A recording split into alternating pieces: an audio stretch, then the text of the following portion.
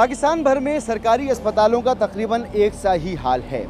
कराची भी इससे मुख्तलिफ नहीं है। कराची के बड़े सरकारी अस्पताल इंतहाई बुरी हालत में हैं, जहां वार्ड्स में बदबू आती है, जहां सफाई का इंतज़ाम मौजूद नहीं होता, जहां मरीज़ों की मुनासिब देखभाल नहीं होती, और तो और उनसे पैसे भी हथियाए जाते हैं, उन लोगों से जो पैसे अदा नहीं कर सकते, किसी प्राइवेट अस्पताल में नहीं जा सकते। सिविल अस्पताल में मैं मौजूद हूँ। सिविल अस्पताल की भी यही सूरत हाल है। मगर आज के प्रोग्राम में हम आपको एक नई चीज़ बताने जा रहे हैं। न सिर्फ ये कि सरकारी अस्पतालों की हालत क्या है, ये भी आपको बता सकते हैं कि सरकारी अस्पतालों को किस तरह बदला जा सकता है और किस हद तक बदला जा सकता है। पहले चलते हैं एक सरकारी अस्पताल के अंदर का हाल देखते हैं। बैठे में चोट अभी लगी हुई है, जख्म अभी हुआ है, पट्टी ऑपरेशन करेंगे 15 दिन बाद, जब पाँव की हड्डी कट जाएगी। जब पाँव आपके मेरे जख्म टखनों में हुआ है, बोले 15 दिन बाद हड्डी का ऑपरेशन करेंगे, अभी जगह नहीं है यहाँ पे। कोई पूछता नहीं है। कोई पूछता नहीं है? नहीं। कोई डॉक्टर आता है? कोई डॉक्टर नहीं है अभी तक। कब से हैं आप यहाँ पर? मैं 3 घंटे हो गया। 3 घंटे हो गए? जी हाँ। कोई टेस्ट, कोई चेकअप हुआ? नहीं, कोई चेकअप, कोई टेस्ट नहीं हुआ जी। कुछ होवे तो इलाज सही होता है, अगर ऐसे ही होवे तो यहाँ खर्चा होता है? यहाँ तो खर्चा नहीं ले रहे, लेकिन इंतज़ार करना पड़ता है इलाज के लिए। कितना इंतज़ार? मकसद 1 दिन 2 दिन 3 दिन, और इमरजेंसी वाला काम भी दिनों में निकल जाता है। डॉक्टर्स और पैरामेडिकल स्टाफ कितने % कम है? मैं तो बोलूँगा मोर देन 50%। आप किसी भी प्राइवेट सेटअप में जाएंगे, एक डॉक्टर के साथ आईसीयू में एक डॉक्टर बैठा होता है, हर बेड के साथ एक पैरामेडिकल स्टाफ होता है। आप यहाँ इमेजिन नहीं कर सकते हो कि आपको मॉर्निंग या नाइट के अंदर एक स्टूडेंट स्टाफ आती है, वो वर्किंग करती है नाइट में। आप उसके अब 16 बेड्स की उसके कंप्लीट की डोज भी करना है, उसकी नर्सिंग केयर भी करनी है। Is it possible enough? डॉक्टरों का जो रवैया है और इलाज का जो सिलसिला है वो तो बिल्कुल फरिश्तानुमा है, लेकिन इंतज़ामिया बिल्कुल यहाँ नाकाम है, बिल्कुल बेकार है। इंतज़ामिया का कोई नामो निशान ही नहीं है। डॉक्टर्स तो कहते हैं कि 50% पैरामेडिकल स्टाफ हमारे पास मौजूद नहीं है, तो इसकी क्या वजह है? देखें, कुछ तो हमारे पास वैकेंसीज़ हैं जो कि गवर्नमेंट जब इजाज़त देगी तो वो एडवर्टाइज़ होंगी, वो हमने उनको दी हुई है। जहाँ तक मेडिकल स्टाफ का है ताल्लुक, वो तो फुल है मेरे ख्याल से। हमारा जितनी ज़रूरत है उससे भी ज़्यादा होता है हमारे पास मेडिकल स्टाफ। क्या हुआ बच्ची? बच्चे को भाई उल्टी मोशन हुए। अच्छा, तो ये एडमिट है यहाँ पर? नहीं, ये सिर्फ ये ड्रिप लगाई है। ड्रिप लगाने की आए हैं। मुनासिब बंदोबस्त यहाँ पर नहीं है? हाँ भाई, बेड नहीं है, क्योंकि बच्चे को तकलीफ हो रही है इसे पकड़ के, जो हम लोग बैठे हैं, जो जैसे कि बच्चा सुकून में नहीं ना। ये बच्चे जो हैं, ये मासूम बच्चे जब ये यहाँ पर आते हैं, यकीनन क्रिटिकल हालत होती होगी जिस वक्त आते हैं। अल्लाह का शुक्र है, सब सही हो रहा है। अगर मौसम बहुत ख़राब हो, हर जगह प्रॉब्लम से, अगर मौसम उस वक्त बहुत ख़राब हो, प्लीज़, तो इन बच्चों पर असरअंदाज होता है। अब देखें, अगर देखना देखें। आप भी कुछ बता दें। बता दिया ना आपको। परेशानी क्या क्या होती है यहाँ पर? मल्टीपल चीज़ें होती हैं। ज़ाहिर है कि डॉक्टर्स इतने नहीं हैं। अब अगर पेशेंट यहाँ पर एक वक्त में 100 पेशेंट है या 500 पेशेंट आ रहा है पूरे दिन के अंदर, तो उसमें डॉक्टर्स या स्टाफ इतना ज़्यादा नहीं है। हम एक वक्त में 4-4 पेशेंट्स की भी बात सुन रहे होते हैं, हम उतनी अच्छी तरीके से एग्जामिन भी नहीं कर पा रहे होते। प्लस फिर इशू ये होता है कि हम जो दवाइयाँ यहाँ से लिख रहे होते हैं वो बाहर से उन्हें नहीं मिल रही होती हैं, तो वो आके हमसे ही लड़ रहे होते हैं। हालांकि ये हमारा काम नहीं है कि हम उन्हें मेडिसिन दें। सिविल हॉस्पिटल की इमरजेंसी में किसी किस्म की परेशानी का सामना करना पड़ता है, ख़ास तौर पर जिस वक्त ज़्यादा रश होता है यहाँ पर? ज़्यादा रश इस तरह तो कोई ऐसा मसला नहीं होता, लेकिन जो अटेंडेंट आते हैं ना, उनकी वजह से बहुत यहाँ पे ख़राब माहौल हो जाता है। डॉक्टर्स ये कहते हैं कि अटेंडेंट को नहीं आना चाहिए, आप फिर क्यों आए अंदर? हम वो मरीज़ के लिए कभी बोले टेस्ट करा के लाओ, क्या करो, जो एक बंदा डॉक्टर लोग बोलते हैं इमरजेंसी में आने का क्या मकसद है? कोई स्टाफ आपके साथ मौजूद नहीं होता? नहीं, आपके सामने फिर रहे हैं हम, देख लो ना कौन स्टाफ है आपके साथ। किस डॉक्टर ने भेजा था आपको? डॉक्टर ने भेजा, अंदर बैठे हुए। चलो आप आपके भेज देता हूँ। चलो, अगर मरीज जो है उसको समझ नहीं है, उसके लिए ये सैंपल खराब हो सकता है, रिजल्ट खराब हो सकते हैं। रिजल्ट्स ख़राब होने का मतलब है कि फिर उनका इलाज जो है वो बिल्कुल दूसरी समत में होने लगेगा अगर रिजल्ट्स ख़राब आएंगे। रिजल्ट ख़राब हो जाता है, और दूसरी बात ये है कि इसमें हमारा तो ये कसूर नहीं है ना, टेक्नीशियंस को चाहिए ना, जो लेबॉर्ट्री का स्टाफ यहाँ पर होना चाहिए। हमारे पास तकरीबन 15 तक होने चाहिए स्टाफ। जैसे टेक्नीशियंस हैं वो मौजूद नहीं है, तो मरीज़ों के साथ जो उनके अटेंडेंट हैं मौजूद होते हैं, लेकिन टेक्नीशियंस का प्रॉब्लम हमारे पास ये है कि हमारा नंबर ऑफ़ टेक्नीशियंस ओवरऑल जो है ये हॉस्पिटल एक्सपेंड करती गई है, और नंबर ऑफ़ एम्प्लॉइज़ जो हैं उसके साथ हर साल बढ़ते नहीं जा रहे हैं। जो अटेंडेंट हैं मरीज़ के साथ वही लेबॉर्ट्री जा रहे हैं, खून के नमूने लेकर, एक्सरे कराना है तो स्ट्रेचर या व्हीलचेयर वही लेके जा रहे हैं। बिल्कुल, क्योंकि हमारे पास हर वार्ड में जो है सुबह के वक्त जो है सिर्फ 2 वार्ड बॉय होते हैं। तो अब 2 वार्ड बॉय जो हैं 50 बेड्स के ये तो वार्ड्स बड़ी हैं। परेशान कौन सूरत हाल नहीं है? परेशान कौन सूरत हाल है, लेकिन फिर सेल्फ हेल्प बेसिस पे काम क्या हो आप जाता मुतमईन है। हैं इस तमाम सूरत हाल पे? मेरे ख्याल से पहले से बेहतर होती जा रही है। कुछ नहीं बता रहे मेरे अम्मी को क्या हुआ क्या नहीं हुआ।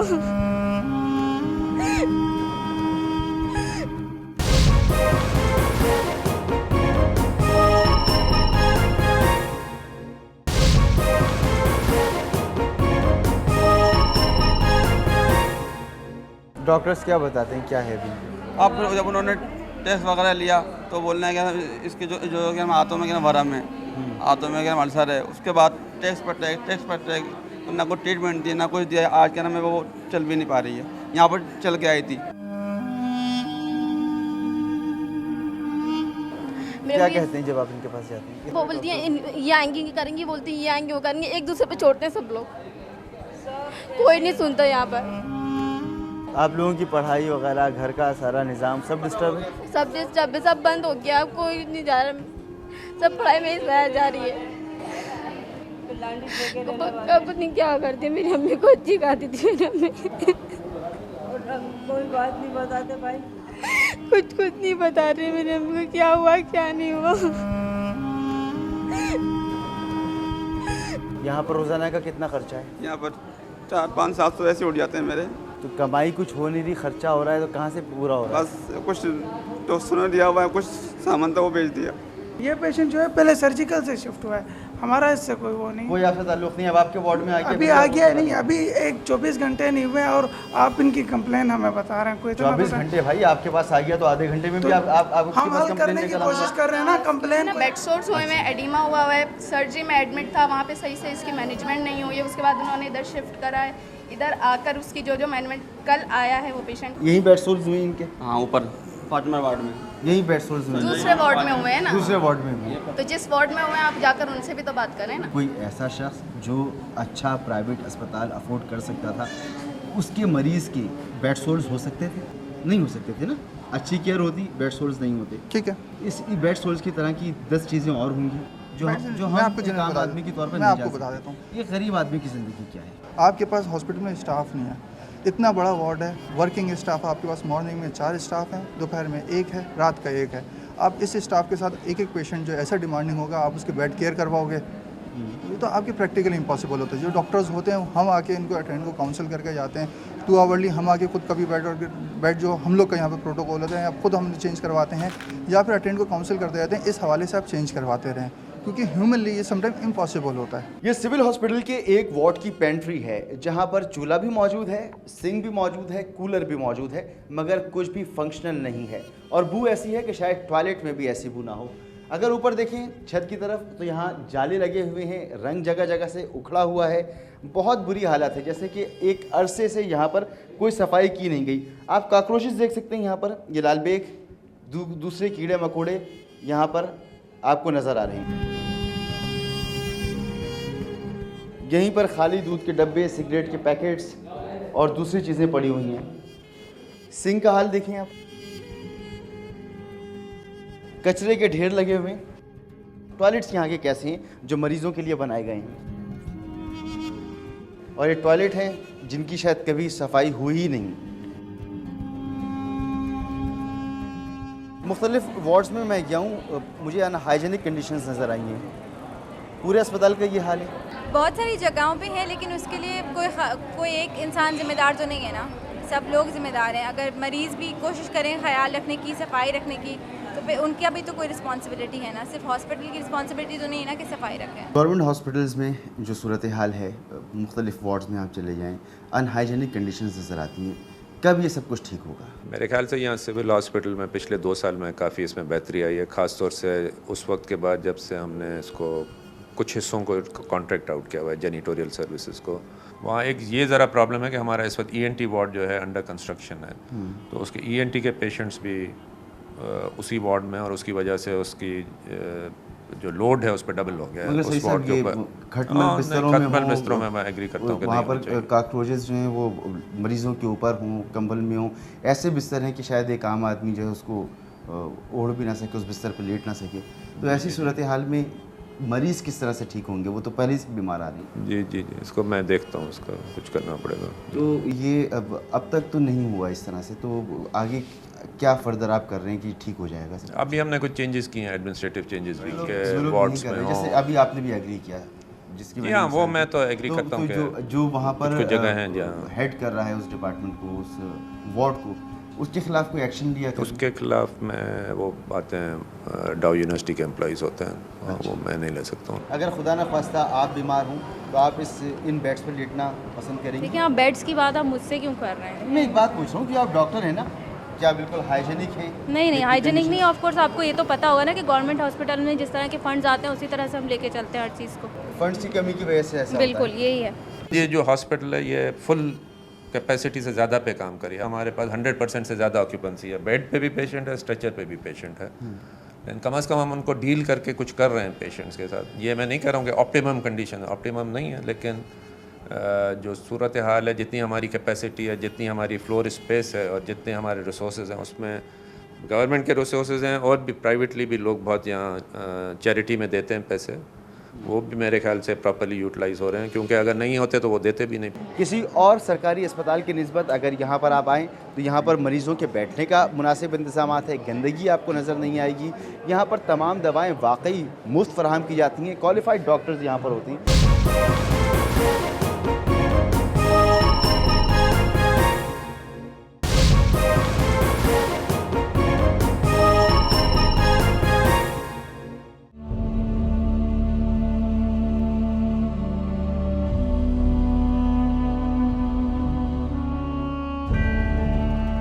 अपने मसाइल का हल ढूंढ निकालेंगे खुद हम आवाम, ये लाइन आपने बार बार सुनी होगी।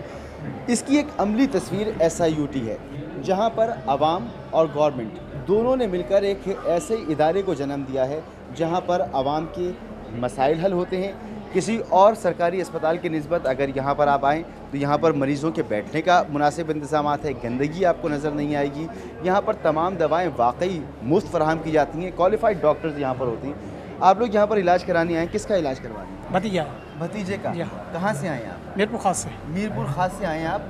किसी किस्म की मुश्किल परेशानी? नहीं, कोई भी मुश्किल परेशानी नहीं है। अगर कहीं और से इलाज कराते तो कितना खर्चा होगा? बहुत खर्चा होता, तो इतना सपोर्ट नहीं कर सकते हम। इस वक्त जो मैं मुस्कुराहट आपके चेहरे पर देख रहा हूँ, किसी और अस्पताल में जाते तो शायद ये मुस्कुराहट ना हो। ये परेशानी होती है। किसी किस्म की परेशानी नहीं, यहाँ कोई सिफारिश नहीं चलती तो परेशानी भी नहीं है। बहुत अच्छा इलाज हो रहा है। मेरे पहले बेटे का भी यहाँ पे इलाज हुआ है, अभी दूसरे का भी हुआ है। अच्छा, माशाल्लाह इलाज बहुत अच्छा करते हैं, देखभाल भी अच्छा करते हैं, साफ सुथरे हॉस्पिटल है। डॉक्टर साहब कहाँ से यहाँ पे पेशेंट्स आते हैं? हमारे पास पूरे पाकिस्तान के हर शहर से, गांव से, गोट से, हर जगह से पेशेंट आते हैं, पंजाब से, कश्मीर से पेशेंट आते हैं हमारे पास। काफ़ी बेहतर है, गरीब आवाम के लिए तो बहुत सहूलत है यहाँ पर। किसी किस्म का कोई खर्चा?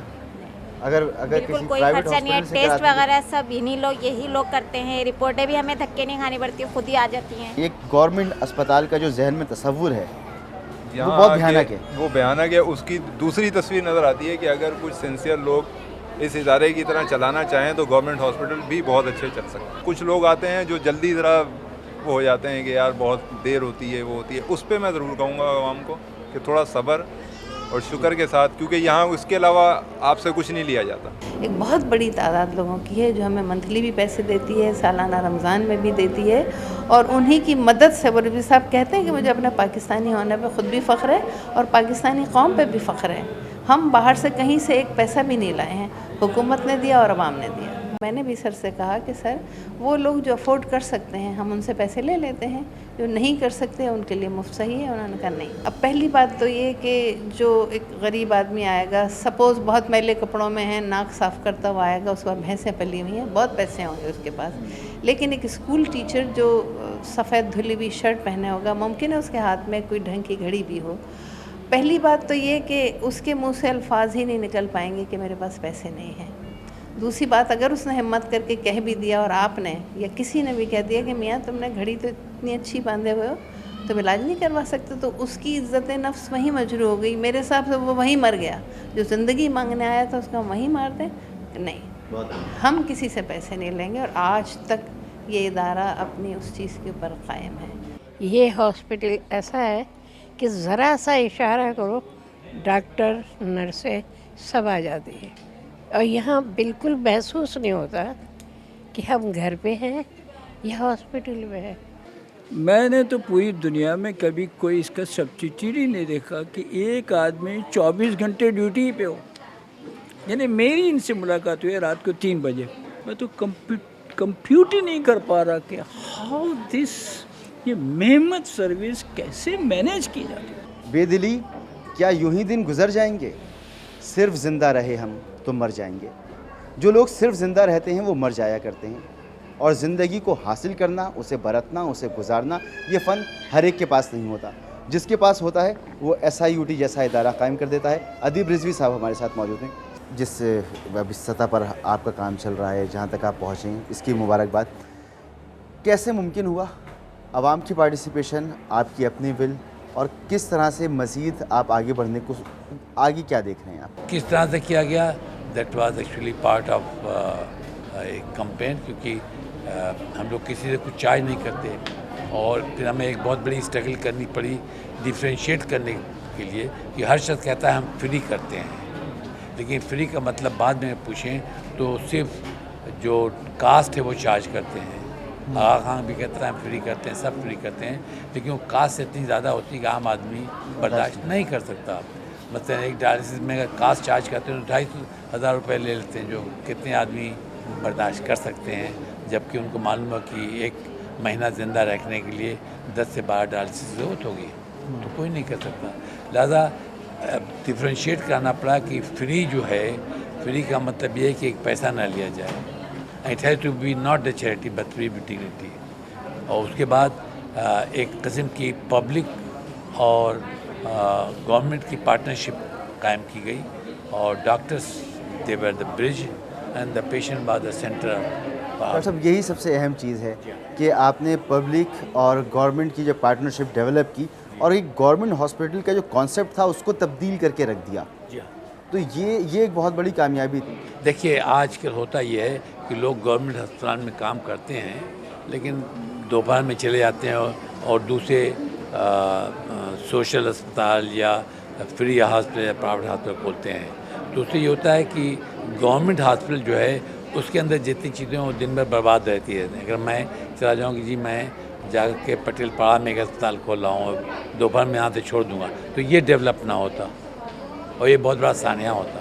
The only thing is the commitment and commitment with the purpose and sincerity, there will be no problem. इलाज कैसा हो रहा है? बहुत बेहतरीन इलाज है, किसी किस्म की शिकायत नहीं हमें। आपकी बच्ची बीमार है और आपके चेहरे पर एक मैं इत्मीनान देख रहा हूँ। मैं इसलिए यहाँ के जो इलाज हो रहा है बहुत अच्छा हो रहा है। यहाँ पर आने वाले तमाम लोग जो बच्चों के साथ हैं, अपने घर वालों के साथ हैं, बीमारों के साथ जो अटेंडेंट मौजूद हैं, वो करीबी रिश्तेदार यहाँ पर आने के बाद मुतमईन नज़र आते हैं।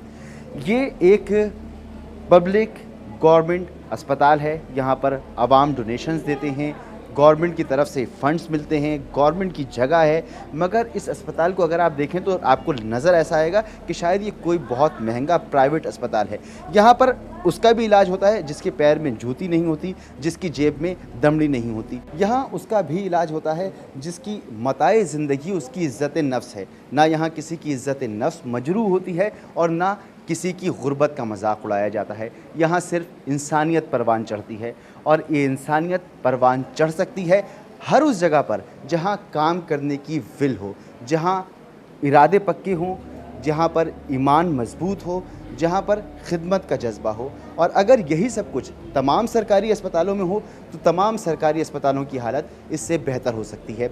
हम जो बार बार कहते हैं कि अपनी हर मुश्किल, हर परेशानी का हल हम आवाम खुद निकाल सकते हैं, तो SIUT इसकी एक मिसाल है। हमने जहाँ से इब्तिदा की थी वहाँ के हालात बहुत मुख्तलिफ थे, वहाँ पर सूरत हाल बहुत ज़्यादा ख़राब थी, मगर यहाँ आने के बाद अंदाज़ा होता है कि नहीं, अगर अंधेरे हैं तो सुबह की उम्मीद भी है और सुबह की रोशनी नमूदार भी होने वाली है, और ये सुबह सिर्फ हम आवाम से ही आ सकती है।